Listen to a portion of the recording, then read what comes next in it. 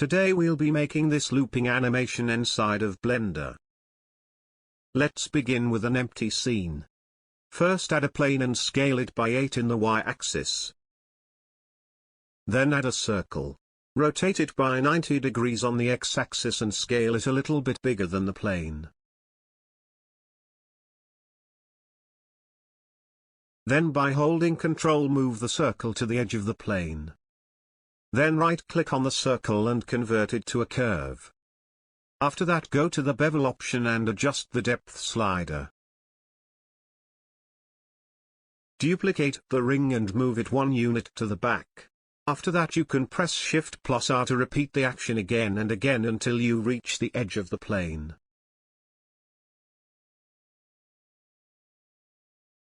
Delete the last ring because we're not gonna need it. Select all the objects. Then move all of them to the same collection. After that add a camera and press Alt+R to reset the rotation. Rotate it on the x-axis by 90 degrees and move the camera by -8 on the y-axis. Move the plane down so the camera could see.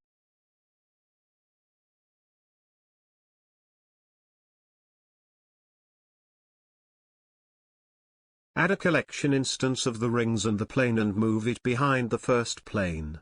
Repeat this process over and over till your camera can't see it anymore.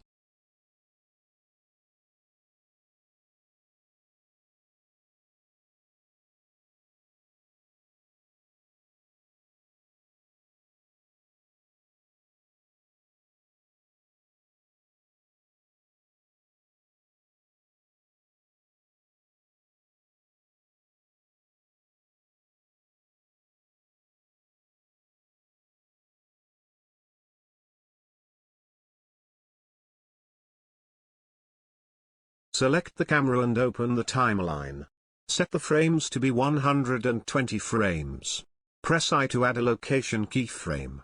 Go to the last frame and press the right arrow key to move 1 frame over. Move the camera to 8 on the y-axis. Press I and add a location keyframe again.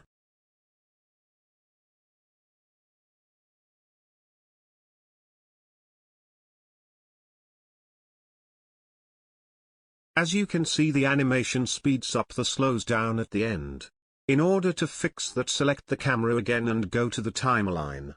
Select all the keyframes and press T. Select the linear interpolation. As you can see, that fixed the issue. That should be all for the animation part. Now let's start the material and shader part. Start by opening the shading tab.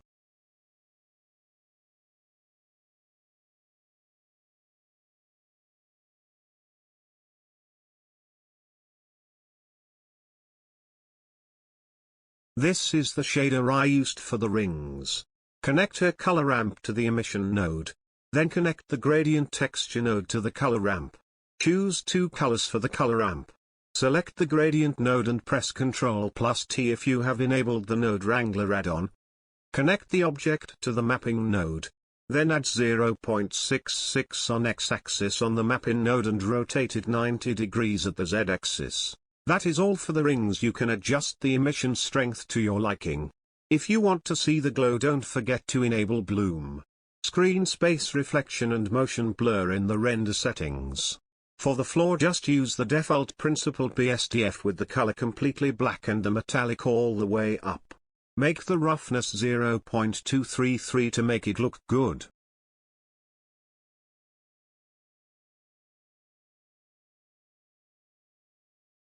That is all for today. I'll be back with more tutorials later on. Don't forget to like and subscribe since it helps the channel a lot. Thank you for watching. Goodbye.